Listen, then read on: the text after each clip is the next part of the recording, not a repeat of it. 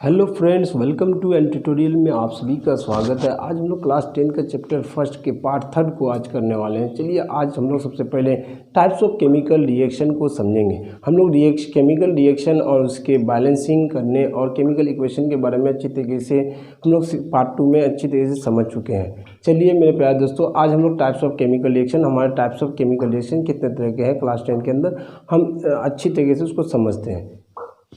तो सबसे पहले टाइप्स ऑफ केमिकल रिएक्शन मतलब रिएक्शन के प्रकार, अभिक्रिया के प्रकार। Types of chemical reaction. तो हमारा टाइप्स ऑफ केमिकल रिएक्शन होता है नंबर 1 कॉम्बिनेशन रिएक्शन। तो अब नाम से ही आपको याद रखना है मेरे प्यारे बच्चों, कॉम्बिनेशन रिएक्शन। तो कॉम्बिनेशन मतलब, तो ये रूट वर्ड कंबाइन से आया है। कंबाइन का मतलब होता है जुटना यानी ऐड होना, मतलब दो या दो से अधिक रिएक्टेंट्स, 2 और more reactants combine together to form a combination reaction. तो कॉम्बिनेशन रिएक्शन हम किसे कहते हैं मेरे प्यारे दोस्तों, कि जो दो रिएक्टेंट, दो अभिकारक जब रिएक्ट करता है, ऐड होता है, तो उसको कॉम्बिनेशन रिएक्शन कहते हैं। तो कॉम्बिनेशन रिएक्शन, तो CaO कैल्शियम ऑक्साइड और H2O जब हमारा रिएक्शन करेगा तो हमारा बन जाएगा कि CaOH होल 2। तो हमारा ये कैल्शियम हाइड्रोक्साइड एक सेलेक्ट लाइन बन चुका है। ये आपका क्विक लाइन था, मतलब अब बुझा हुआ चूना नहीं था, जिसको हम हिंदी में बोलते हैं। ओके, तो ये बुझा हुआ चूना है CaOH होल 2, जिसमें पानी ऐड हो जाता है। तो आपका उसी को हम क्या कहते हैं, सेलेक्ट लाइम, और इसको क्विक लाइम बोलते हैं। इसको क्विक लाइम कहते हैं। जब क्विक लाइम जब वाटर के साथ रिएक्ट करता है तो हमारा बन जाता है सेलेक्ट लाइम। तो सेलेक्ट लाइम किसे कहते हैं, बुझा हुआ चूना, बुझा हुआ चूना। तो हमारे प्यारे दोस्तों, कॉम्बिनेशन रिएक्शन यानी उसमें क्या करता है, दो या दो से अधिक रिएक्टेंट जब कंबाइन करता है तो उसी को हम क्या कहते हैं, कॉम्बिनेशन रिएक्शन कहते हैं। तो आप इस भाषा से समझिए, combination is comes from the combine words. Combine means to add, मतलब कंबाइन का मतलब जुटना, ठीक है। इसी से तो दो रिएक्टेंट जब जुट करके एक प्रोडक्ट के रूप में फॉर्म कर जाता है, इसी को हम कॉम्बिनेशन रिएक्शन कहते हैं। अदर एग्जांपल देख सकते हैं मेरे प्यारे दोस्तों, कार्बन और ऑक्सीजन। तो कार्बन और ऑक्सीजन, तो ये सॉलिड है, ये आपका गैस है। तो जब ये रिएक्शन किया तो बन गया CO2, तो गैस। तो देखिए यहाँ भी तो कंबाइन हुआ। तो कार्बन और ऑक्सीजन जब ऐड हुआ, दो रिएक्टेंट्स एक बन चुका है, तो इसी को हम कहते हैं कंबाइन कर गया, वो ऐड हो गया, दोस्ती कर लिया, गठबंधन कर लिया। Okay, formation of water. Water भी एक क्या है, कॉम्बिनेशन रिएक्शन है। जैसे हाइड्रोजन H2 + O2 दोनों क्या है, गैस है मेरे प्यारे बच्चों। तो जब ये दोनों रिएक्शन करता है तो बन जाता है H2O। तो अब हम इन लोग को बैलेंस भी कर सकते हैं। तो देख सकते हैं बैलेंस करने के लिए CaO, तो केमिकल बैलेंसिंग हमें क्यों करने की ज़रूरत होती है, फिर से मैं रिपीट कर देता हूँ। कंजर्वेशन ऑफ मास कहता है, mass neither be created not destroyed before the reaction after the reaction. Reaction से पहले, रिएक्शन के बाद आपका क्या होता है, ये मास इक्वल होता है। या दूसरे भाषा में मैं ये भी कह सकता हूँ कि रिएक्टेंट्स का number of atoms in the reactants is equal to the number of atoms in the product।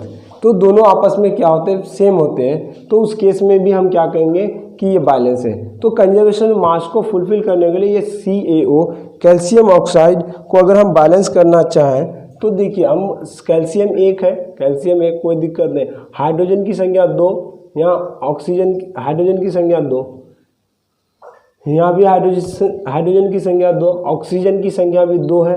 Okay, यहाँ ऑक्सीजन की संख्या भी काउंट करके 2 हो रहा है, यानी ये ऑलरेडी बैलेंस है। लेकिन हमारा यह वाटर बैलेंस है क्या, हाइड्रोजन की संख्या 2, यहाँ हाइड्रोजन की संख्या 2, यहाँ ऑक्सीजन की संख्या 2, यहाँ 1। तो इसे बैलेंस करने के लिए हमें क्या होगा कि 2 उसके कोफिशिएंट में दे दें, तो 2O हो गया 2S2, 2 4 हाइड्रोजन हो गया बाबू। तो जब ये 4 हाइड्रोजन हो गया तो हमारा अनबैलेंस हो गया, तो उसको बैलेंस करने के लिए यहाँ फिर कर देते हैं। तो आप काउंट करके देख सकते हैं, हिट एंड ट्रायल मेथड से ये बैलेंसिंग किया जाता है। यहाँ 2 2 जा 4 हाइड्रोजन हो गया, ऑक्सीजन 2, तो हमारा इस तरह से बैलेंस हो गया। हमको बैलेंस भी हिट एंड ट्रायल मेथड से भी सीख के रखना है, लेकिन आगे नेक्स्ट क्लास में फिर उसको अच्छी तरीके से फिर समझना ही है। तो कम्बिनेशन रिएक्शन मुझे उम्मीद है कि आप लोग अच्छी तरीके से समझ गए होंगे। चलिए अब अगला रिएक्शन क्या है, तो अगला रिएक्शन है आपका decomposition reaction. Decompose means decomposition reaction. Second reaction है डिकम्पोज।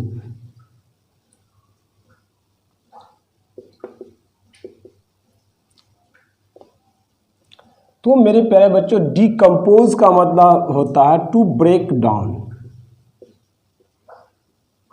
टू ब्रेक डाउन मतलब टूट जाना, बिखर जाना। एक था बिखर के कई हो गया, तो ऐसे रिएक्शन को हम क्या कहते हैं, डिकम्पोज कर गया, वो टूट गया। ठीक है, तो ऐसे रिएक्शन रिएक्टेंट्स विच डिकम्पोज इनटू विच स्प्लिट इनटू 2 और मोर प्रोडक्ट। एक रिएक्टेंट्स अगर 2 या 2 से अधिक प्रोडक्ट में स्प्लिट कर जाता है, बढ़ जाता है, तो ऐसे रिएक्शन को हम क्या कहते हैं, डिकम्पोजिशन रिएक्शन कहते हैं। ओके, तो डिकम्पोजिशन रिएक्शन आप जैसे हमारा FeSO4 ferric sulphate, ferrous sulphate को जब हम हीट करते हैं मेरे प्यारे बच्चों, जब इसको हीट करते हैं तो हमारा बन जाता है Fe2O3 plus SO2 plus SO3। तो हमारा इस तरह से रिएक्शन बन जाता है। जब एक प्रोडक्ट था, एक रिएक्टेंट था, वो कई प्रोडक्ट के रूप में कन्वर्ट हो गया, तो हम इस तरह के रिएक्शन को हम क्या कहेंगे, डिकम्पोजिशन रिएक्शन कहेंगे। आपको माइंड में एक ही याद रखना है, डिकम्पोज का रूट वर्ड क्या है। डिकम्पोज मतलब होता है टूट जाना, बिखर जाना, स्प्लिट हो जाना। मतलब ए रिएक्टेंट्स विच स्प्लिटेड इनटू 2 और मोर रिएक्टेंट्स, 2 और more products, that is called decomposition reaction. Okay, आपको डिकम्पोजिशन रिएक्शन अच्छी तरह से समझ गए होंगे। जो भी बिहार बोर्ड के बच्चे हैं, आप तो बखूबी मेरा जो डिफाइन है बहुत ही सरल भाषा में, आप ज़रूर उसमें जा कर के NCERT बुक को उठाइए, वन लाइन में एक लाइन को पढ़िए और मेरे वीडियो को देखिए, आपको पूरी तरीके से समझ में आएंगे। मुझे उम्मीद है कि आप इतना कंसेप्ट क्लियर हो जाएगा कि आप सोच भी नहीं सकते हैं ऐसा। चलिए हम लोग अगला रिएक्शन कुछ एग्जाम्पल और लेते हैं मेरे प्यारे बच्चों डिकम्पोजिशन रिएक्शन का। जैसे हमारा कैल्शियम कार्बोनेट को जब हीट करते हैं, तो जब हीट का हम सिंबल डेल्टा से ले सकते हैं। ओके, तो हम जब कैल्शियम कार्बोनेट यानी लाइमस्टोन, जब ये लाइमस्टोन को हम क्या करते हैं, चूना पत्थर लाइमस्टोन्स को हीट करते हैं, तो CaO plus CO2 gas release करता है। ओके, तो हमारा ये एक रिएक्टेंट था, वो कई रिएक्टेंट दे दिया, तो ऐसे रिएक्शन को हम डिकम्पोजिशन रिएक्शन करते हैं। अब अगला रिएक्शन को समझते हैं हम लोग, तो आप स्क्रीनशॉट कर सकते हैं मेरे प्यारे बच्चों। अब उसके बाद हम लोग फिर वाइप अप करते हैं। मेरे प्यारे बच्चों, हम लोग डिस्प्लेस रिएक्शन को समझने से पहले हम कुछ रिएक्टिविटी सीरीज का एलिमेंट को, हम लोग एलिमेंट के बारे में तो पढ़ चुके हैं कि 118 एलिमेंट्स हैं, सबका अपना अपना खास नेचर होता है। इस नेचर की वजह से सबका यूटिलाइजेशन अलग अलग होती है। तो हम लोग रिएक्टिविटी सीरीज में कौन सा एलिमेंट सबसे ज़्यादा मोर रिएक्टिव होता है नेचर में, और कौन बहुत कम लेस रिएक्टिव होता है, कौन मिड में होता है। तो अब इस रिएक्शन की वजह से जब हम लोग किसी चीज़ को रिएक्शन करते हैं, तो उस हिसाब से हम लोग उसको समझने की कोशिश करते हैं। पहले रिएक्टिविटी सीरीज को देखें, तो रिएक्टिविटी सीरीज का आता है सबसे ज़्यादा potassium, sodium, calcium, magnesium, aluminium, zinc, ferrum, lead, hydrogen, copper, mercury and silver and aurum. Silver का लैटिनम अर्जेंटीनियम है, इसका हाइड्रोग्राम है, कॉपर, लेड, प्लम्बम। ओके, तो ये सारा एलिमेंट जो है, तो आपका ये reactivity series top to bottom जो जा रहा है वो रिएक्टिविटी डिक्रीज करता है। रिएक्टिविटी क्या कर रहा है मेरे प्यारे बच्चों, डिक्रीज कर रहा है। सबसे ज़्यादा मोर रिएक्टिव कौन है, पोटासियम सोडियम है, पोटासियम सोडियम कैल्शियम है। तो इस तरह से जैसे जैसे आप नीचे आते जाइएगा उसका रिएक्टिविटी घटता जाएगा। तो इसका मतलब सबसे ज़्यादा मोर रिएक्टिव पोटासियम सोडियम, उससे नीचे कैल्शियम मैग्नीशियम एल्युमिनियम जिंक, तो FePbH हाइड्रोजन कॉपर। तो सबसे लेस रिएक्टिव जो है हमारे पास सोना और चांदी है, यानी Ag है अर्जेंटेनियम एंड ऑरम। तो अर्जेंटेनियम यानी silver and Aurum is the gold, तो हमारा ये लैटिन नेम है। तो आपका Ag और ऑरम जो है, तो ये दोनों एलिमेंट्स आपका बहुत लेस रिएक्टिव है, इसी की वजह से हमारे समाज में, हमारे सोसाइटी के अंदर लोग औरतें जो होता है ऑर्नामेंट्स, नेकलेस, चैन, मतलब तरह तरह के चीज़ को बना करके उसको अपने डिकोरेट के लिए अपने फेस में वो क्या करते हैं, उसको पहना करते हैं। तो हम मेरे प्यारे दोस्तों आप समझ गए होंगे कि अब हम लोग डिस्प्लेसमेंट रिएक्शन को समझते हैं। तो सबसे पहले डिस्प्लेसमेंट रिएक्शन का हम क्या करेंगे, इसको विस्थापन अभिक्रिया कहते हैं।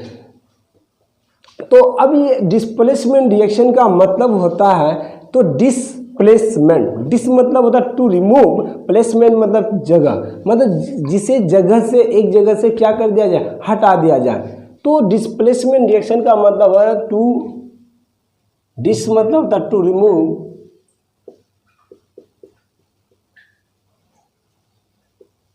फ्रॉम द प्लेसमेंट किसी भी जगह से, टू रिमूव द प्लेसमेंट मतलब किसी जगह से उसको क्या कर दिया जाता है, हटा दिया जाता है।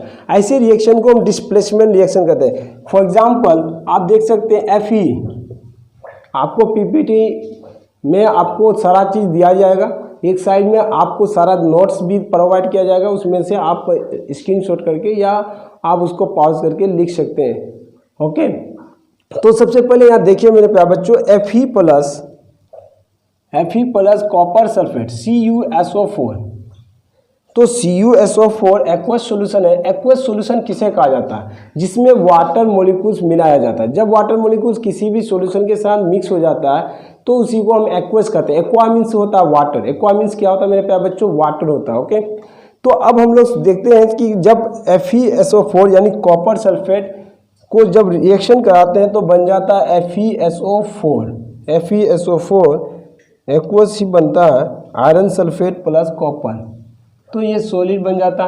तो जब देखिए आयरन और कॉपर, तो हम लोग रिएक्टिविटी सीरीज में देखिए कि फेरम और कॉपर में यहाँ है, तो अब नीचे तो इसका कॉपर लेस रिएक्टिव है, अब ये ज़्यादा लेस रिएक्टिव है तो ये इसको क्या करेगा, रिमूव करा देगा। जैसे रिमूव करा दिया तो Fe प्लस ये Cu प्लस, तो ये टूटेगा, ये कोई सॉल्यूशन में जब रिएक्शन में टूटेगा तो क्या हो जाएगा, Cu2 प्लस SO4 2 माइनस, तो Fe3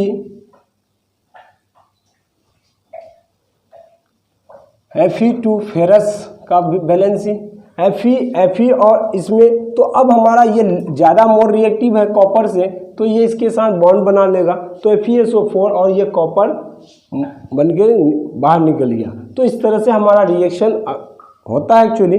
तो आप देख सकते हैं कि अब एक एग्जांपल मैं देता हूं कि अगर कोई पावरफुल, तो आपके डेली लाइफ से मैं डेली लाइफ से एक एग्जांपल मैं देता हूं आपको कि एक मतलब एक कपल्स अगर कोई अच्छा खूबसूरत लड़की के साथ अगर किसी प्लेस पे बैठा हुआ है, तो अगर यहाँ बातचीत कर रहा है तो दूसरा लड़का बहुत ही दबंग है और ये लड़का इतना दबंग नहीं था, तो उस केस में जब वो आता है और वो उसको थोड़ा सा रिवॉल्वर या कुछ दिखाता है, तो ये लड़का डर के मारे क्या करता है, अपना जान बचाने के लिए वो साइड ले लेता है।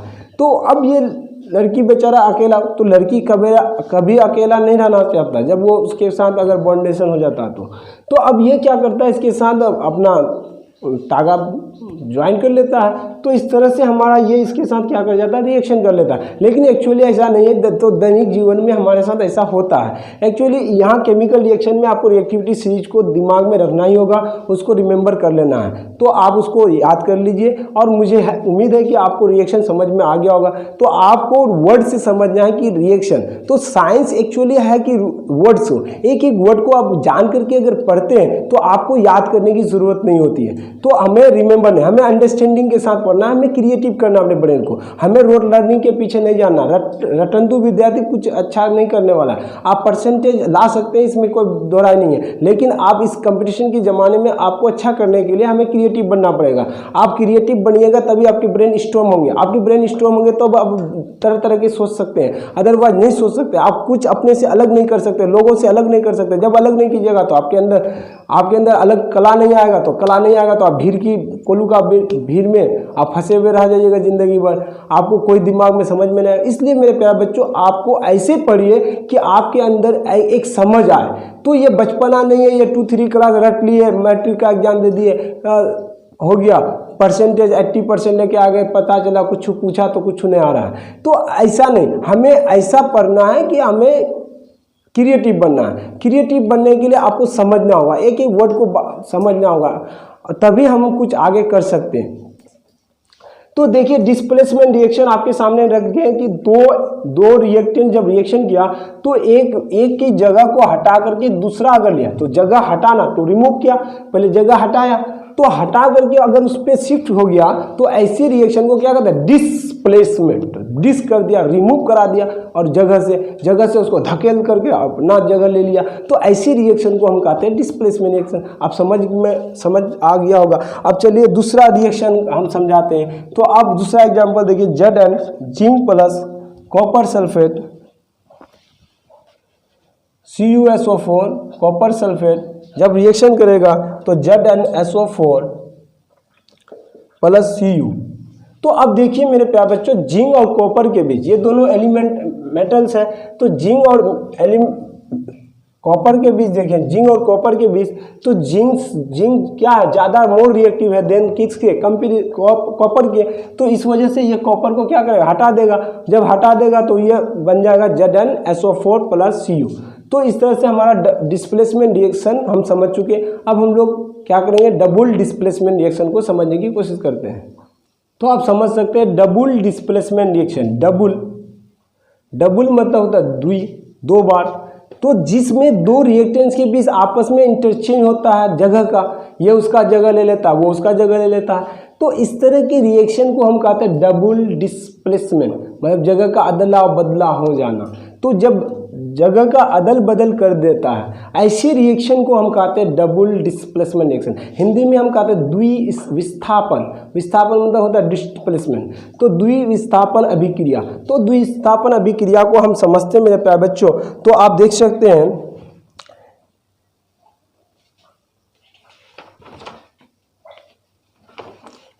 द्विविस्थापन अभिक्रिया में देखिए Na2SO4 सोडियम सल्फेट को जब रिएक्शन करते हैं हम बेरियम क्लोराइड से, तो बन जाता हमारा बेरियम SO4 प्लस NaCl। तो हमारा रिएक्शन ये कैसे टूटता है, सबसे पहले ये टूटेगा। जब टूटेगा तो ये जब रिएक्शन ये आयंस में सबसे पहले टूटेगा, तो कैसे टूटेगा, Na plus SO4 2 minus, Na plus SO4 2 minus, ये टूटेगा आपका Ba2 प्लस Cl माइनस। तो अब हमारा देखिए, तो सोडियम और बेरियम की झगड़ा है, तो अब इसमें से कौन ज़्यादा रिएक्टिव है। अब इन बंदे में देखेंगे रिएक्टिव कौन है, सोडियम है, सबसे ज़्यादा सोडियम। उसके बाद क्या है, बेरियम नहीं है, बेरियम नीचे ही होगा, इस सीरीज के अंदर नहीं है। तो यानी सोडियम क्या करेगा, तो हमेशा रिएक्शन किसके साथ होता है, ऑपोजिट जेंडर में। हमारा शादी ब्याह तो भाई ऑपोजिट जेंडर में ही होता है, सेम जेंडर तो नहीं करते ना बाबा। तो अब देखिए NaCl जब सोडियम क्लोरीन के साथ रिएक्शन कर गया और बेरियम क्या कर गया SO4 के साथ, ये हमारा रिएक्टिविटी ही बताएगा। तो ऐसे रिएक्शन जब होगा तो बेरियम सल्फेट बन गया, ये अपना वैलेंसी को क्या किया, मतलब ट्रांसफ़र किया, मतलब शेयर किया, आपस में शेयर करके उन लोग क्या कर गया, बेरियम सल्फेट बन गया, ये NaCl बन गया। तो इस तरह से ऐसे जो रिएक्शन होंगे, आपको एक इसका जगह को सोडियम बेरियम का जगह ले लिया, बेरियम, सोडियम का जगह बेरियम ने ले लिया, तो वो आपस में अपना जगह को क्या कर दिया, इंटरचेंज कर दिया। ऐसी रिएक्शन को हम कहते हैं डबल डिस्प्लेसमेंट रिएक्शन। मुझे उम्मीद है कि आपको समझ में आ चुका होगा। तो आप मेरे यूट्यूब चैनल को सब्सक्राइब करें, लाइक करें और शेयर करें, और ज़्यादा से ज़्यादा लोगों तक जरूर पहुँचाइए। जय हिंद, जय Bharat, stay home, stay safe.